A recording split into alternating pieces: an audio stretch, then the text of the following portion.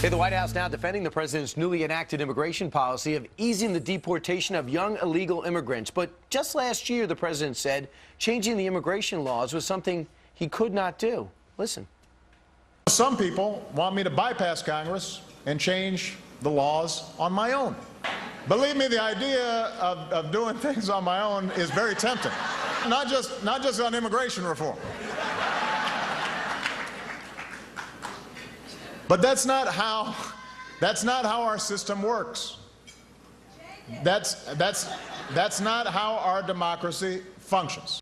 Yeah, he was against doing it that way until he actually started doing it that way. So as the president overreached on immigration, syndicated columnist David Limbaugh is here. He's just written a new book called The Great Destroyer, Barack Obama's War on the Republic. Good morning to you. Hey, how are you? This is not the first time that the president has directed his administration to ignore the law. No, you know, I've got a litany of things in my book. The Great Destroyer, in case you all haven't gotten it, even though I sent you copies. But he said democracy's messy, he doesn't want to deal with the Constitution. Right. Even a report to the Human Rights Commission, the United States he lamented the fact that the Constitution doesn't go beyond and redistribute wealth and give us health care. But we've seen it. Look at his restructuring of Chrysler and GM, where he crammed down the secured creditors in favor of the unions, or his intervention in Libya, where he didn't even consult Congress, much less get their approval, or his preferential granting of waivers on Obamacare to mostly union concerns. Seriously, in the EPA, there's list after list of things he's imposed because he couldn't get cap and trade. The CAFE standards he doubled, the coal emission standards he cut in half. They're all unattainable. And here are some of them. You basically ran through a lot of them, but just if you keep me score at home, you want to jot it down. January 2012, you see he bypasses the Senate confirmation process for 4 recess appointments. In 2011, the Libya situation that you just brought up. And, of course, in March of 2011, in April of 2011, grants thanks waivers to dodge tougher greenhouse gas regulations. So these are ways in which, but his argument, David Limbaugh, would be, I'm doing it because the Republican House, Republican Congress won't cooperate.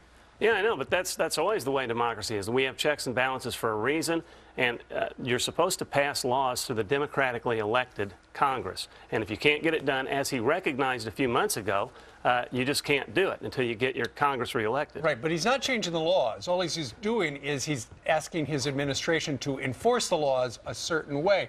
And there are a lot of people on the right, David, who feel that if he is reelected president, if there's a Republican Congress, this is what he's going to do. This is going to be the only way he can get stuff done. I don't think there's any question about it, although I don't think he'll get reelected. But he doesn't recognize limitations on his own power. He's an ends justifies the means liberal. He's a radical. I don't know why people play that down. He will do whatever he can to get it done.